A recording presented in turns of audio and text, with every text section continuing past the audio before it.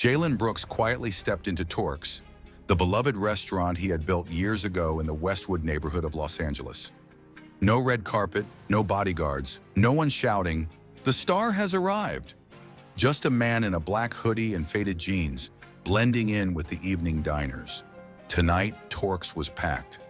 The scent of seared steak and rosemary hung in the air, the warm yellow lighting turning everything into a living painting. Yet something made Jalen's skin crawl, a nameless feeling, like standing on a movie set where the scene wasn't staged quite right. He slowed down, observing at the far end of the restaurant. The new manager, a tall white man in a blue shirt, stood with arms crossed, scanning the dining floor like he was hunting for mistakes. It wasn't professional oversight, it was a kind of authoritarian surveillance, like someone trying to assert dominance. Jalen had seen that look before, in the military, on set, and worst of all, in the restaurant industry, where small doses of power often turn into the dirtiest forms of abuse.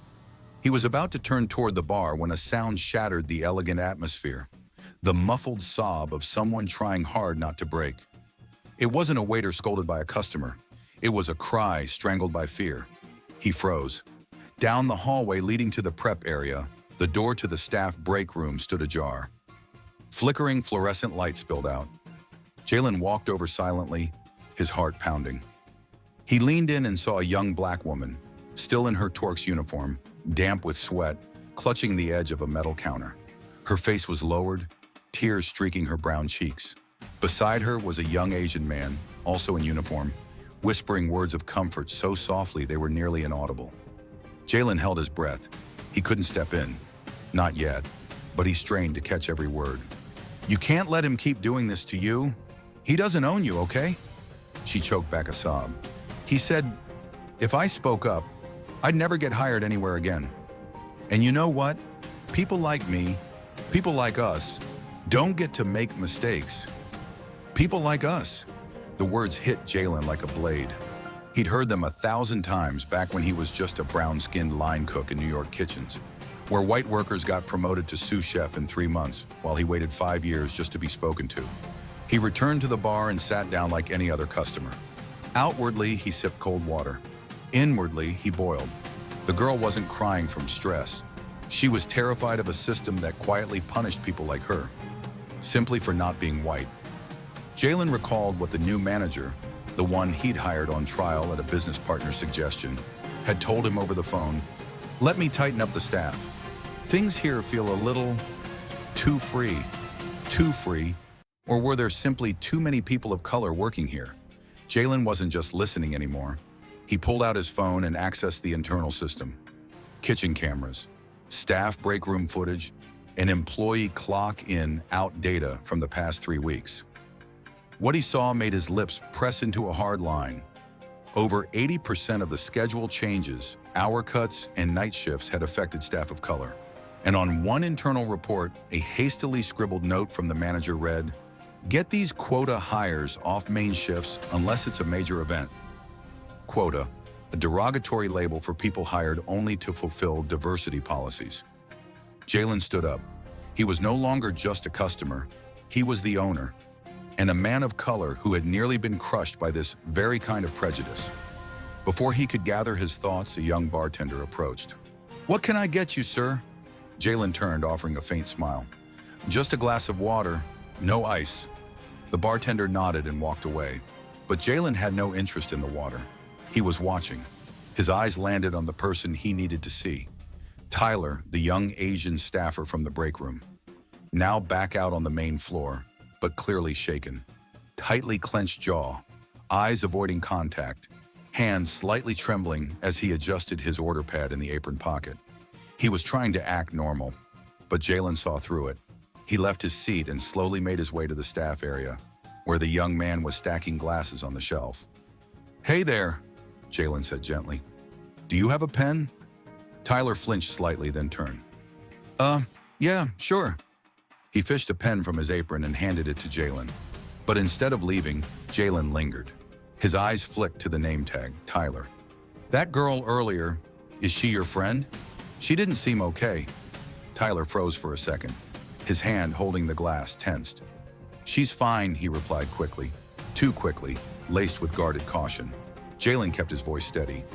I used to be a waiter. I know the difference between being tired and being scared. The words hit home. Tyler bit his lip, eyes flicking toward the kitchen, then dropping again. A long, heavy breath escaped him. She's not okay, but I'm not sure I should say anything. Jalen saw it in his eyes, the tug-of-war between wanting to protect and fearing the backlash. He lowered his voice further. Was it a customer? Tyler shook his head immediately, almost reflexively. But he wasn't lying. He just couldn't say more. No, not a customer. Tyler's gaze drifted toward the front desk, where the man in the navy shirt, David Kerr, the manager, still stood, looking like a predator waiting to pounce. A silence hung between them, before Tyler muttered, "It's just a personal matter." A lie, obvious. But Jalen didn't call him out. He understood. He'd lived that life. Being a minority and knowing the right to speak out never truly belonged to you. Jalen leaned casually against the shelf, as if making idle conversation. She's been working here long? Over a year, hard-working, never late, Tyler replied, then hesitated. But why do you ask? Jalen shrugged. Just wondering if she's being treated right. Tyler let out a dry, bitter laugh. Here?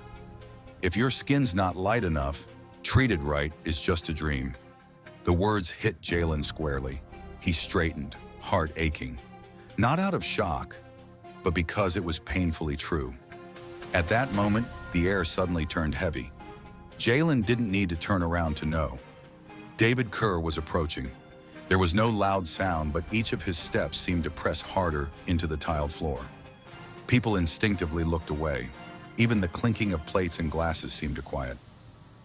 Is there a problem here? His voice was low but sharp, as if each word carried an unspoken command. Tyler lowered his head, folding napkins hurriedly. I was just handing the customer a pen, sir. Jalen turned to face the man. David stood there, around 40, in a perfectly ironed shirt and a dark slim tie. His gray eyes were razor sharp, sweeping over Jalen from head to toe like he was evaluating a misplaced item.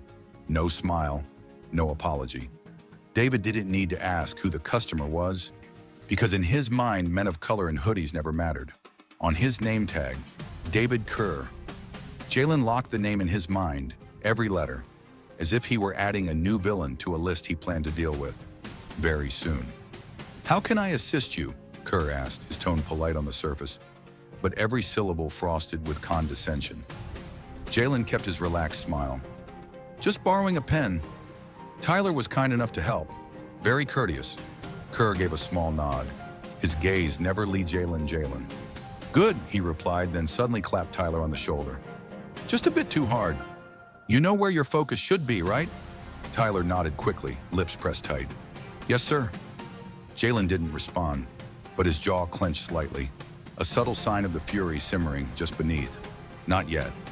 He turned and walked away, feeling Kerr's stare like a metal hook tugging at his back with every step. At the door, Jalen paused, taking a deep breath in the cool Los Angeles night. Phone in hand, he pretended to check messages, but his mind was scanning through everything again. Something was wrong, not just in the atmosphere, but in the hidden mechanism of control. Amara, terrified. Tyler, cautious. Kerr, cold, powerful, and far too comfortable using his presence to silence others. Jalen had seen men like him on 90s film sets, those who oppressed people of color with polite smiles and unspoken rules. Suddenly, as if fate was sending a signal, Nate, the bartender from earlier, appeared by the side of the restaurant. Scrolling through his phone, the screen's glow highlighting a face taut with tension. Jalen walked up, hands in his pockets, moving like it was just another casual stroll. Long night? Nate flinched but relaxed when he saw who it was. Yeah, Fridays are always rough. Jalen leaned lightly against the wall beside him. I need to ask you something. If it makes you uncomfortable, I'll understand. Nate glanced at him, then gave a slow nod. Go ahead. Your manager, David Kerr. Anything I should know? There was a pause. Then Nate's expression changed, like something inside him had just recoiled. He Always wants things done the right way. His way, I mean. Jalen nodded. The traditional manager type. But I noticed some tension between him and the staff. Nate looked around, then lowered his voice to a near whisper. He often keeps Amara back after shifts. Just her, no clear reason, but everyone sees it, no one asks. A chill ran down Jalen's spine. Just her? Yes, and he always talks to her in this weird way, like she owes him something. Nate paused, then added, I once saw her rubbing her wrist like it was sore after she came out of his office. Jalen clenched his own arm, holding back the heat rising inside him. He had once been that brown-skinned kid, biting his tongue while directors called him an easy face to replace. He'd heard those whispered lines behind his back. They should be grateful they got the job, not asking for more. Now he was watching history repeat itself, and Amara was the next target. Did she ever say anything to you? Not a word, but her eyes say enough. Jalen placed a hand on Nate's shoulder and gave it a light squeeze. Thank you for being honest, Nate. That took courage. Nate gave a tight smile, then turned to glance back toward the restaurant. Jalen followed his gaze. Their eyes met in silence. Amara was still inside, still under Kerr's control. A man who knew exactly how to turn fear into loyalty. Jalen stepped back toward the glass doors. No more hesitation, no more pretending to be a guest. He had seen enough, and he knew this pattern all too well. When a person of color becomes the target of power, the most dangerous thing isn't the public act, it's the silent complicity. He opened the door and stepped inside. The air had calmed. Dinner service was winding down. Guests were trickling out. The lights were dimmer now, the whole room cloaked in a veneer of elegance. But at the far end, Kerr still stood there, like a lingering shadow looming at the edge of the dining area, eyes scanning the floor like a king guarding his domain. Jalen didn't head for the bar, didn't detour to the kitchen. He walked straight, to the only place he needed to be right now. Amara. She was speaking with a middle-aged woman, her voice steady, a forced smile clinging to her lips. But her eyes looked lost, as if she'd left her soul somewhere in that kitchen. When she saw Jalen approaching, Amara flinched slightly, her movements faltering, as if she was too used to trouble-era Jalen when she least expected it. Excuse me, Jalen said, loud enough for the customer to hear. I need to speak with her, privately. Amara blinked, hesitating as if caught between two commands. I'm Sir Jalen, a customer, sir. The woman in front of her frowned, arms crossed. She's attending to me. You can wait until I'm finished. Jalen didn't take his eyes off Amara. This can't wait. Trust me. Amara held her breath for a second, then quietly apologized to the guest and cautiously stepped away from the counter. Immediately, Kerr's glare tightened like an invisible noose from across the room. Jalen saw him rise from the management desk, neck veins tensing. Men like him hated losing control, especially in front of people of color. Amara led Jalen toward the corner of the room, her hands nervously fidgeting with the frayed edge of her apron as if it were her last lifeline. How can I help you? She asked. Jalen lowered his voice, each word sharp and polished like a blade. I know. Amara froze. For a brief second, her gaze dropped, blank, hollow, then quickly covered with a brittle smile. I don't know what you're talking about. Jalen didn't let her slip away. Care, the times he kept you after hours, the looks, the words no one else ever hears. I know. Her fingers curled inward, her skin paled. That reaction didn't lie. I can't, she whispered, her voice rasping like it was stuck in her throat. Jalen leaned in. You think you can't because you believe he holds power, that you have none. But I'm here to remind you, he is not God. The shadow arrived before the man did, like even the floor knew something was about to happen. David Kerr was standing there, his face smooth as marble, but his eyes, the eyes of a man used to silencing others with authority, burned with fury. Is there a problem here? He asked, voice calm but strained with threat. Jalen didn't turn right away. He looked at Amara and saw her shoulders recoil slightly at that familiar voice. Her hand clenched like it was trying to hold herself together. That was all the proof he needed. Jalen turned, his expression neutral, but his eyes had gone to cold steel. "We're just, Jalen, a conversation." Kerr smiled, but it was empty, devoid of even a sliver of goodwill. "She's working. This isn't the place for staff to be chatting."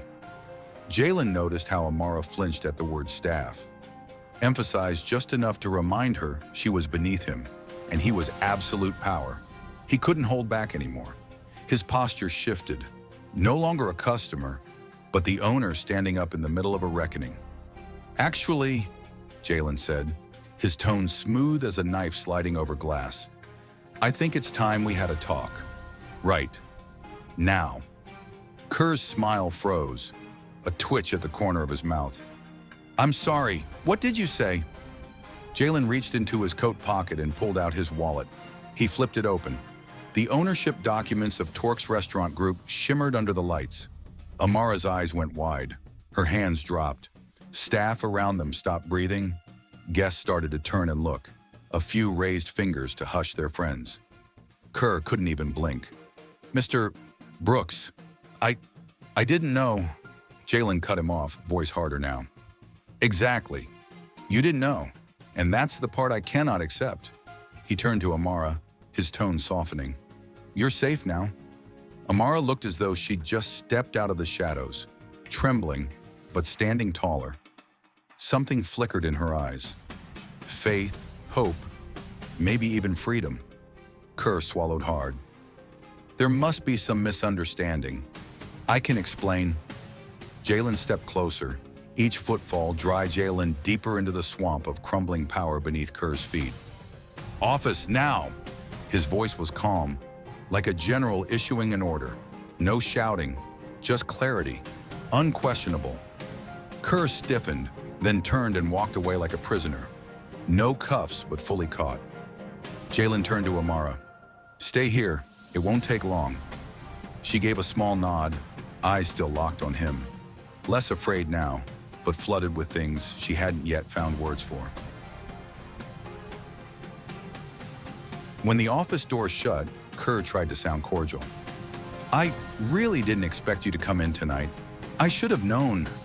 Jalen placed both hands on the desk, leaning forward like pressure incarnate. "You know what's more surprising?" His voice was low, cold. "A manager using his position to intimidate women of color and thinking no one would ever find out." Kerr opened his mouth, but Jalen cut him off. "I know about the late shifts. I know the look in her eyes when she sees you. And I know you thought you were clever enough to leave no trace. But there's one thing you forgot." He opened his phone, pressed a button. Mara's voice played, shaky and broken. "If I don't do what he says, I'll be fired." Then Tyler's voice. "You can't let him do this. He doesn't own you." Kerr turned pale. His hands trembled. Jalen took a step forward. "How many times, David? How many staff of color? How many threats wrapped in politeness? How many stares that made people feel invisible? I didn't. You'll never do it again. Not here, not anywhere." He dialed a number, HR. His voice was sharp as stone. "Send a formal disciplinary report to my office within 15 minutes. David Kerr is suspended, indefinitely." Kerr sat frozen, eyes unfocused. He knew. This was the end. When Jalen stepped out of the office, the restaurant was silent. No one spoke, but their eyes lit up, as if a dark veil had been lifted from their hearts. Jalen looked at Amara. "He's gone. You're free now." She could barely believe it. Her body didn't seem to remember how to breathe. Then finally, when for the first time that night, she smiled. Not out of politeness, but out of relief. But Jalen knew. This wasn't the end. He scanned the team. People who had survived in silence under the rule of someone who didn't deserve power. "I know you've all endured too much under someone who should never have had that kind of authority. That ends, right now."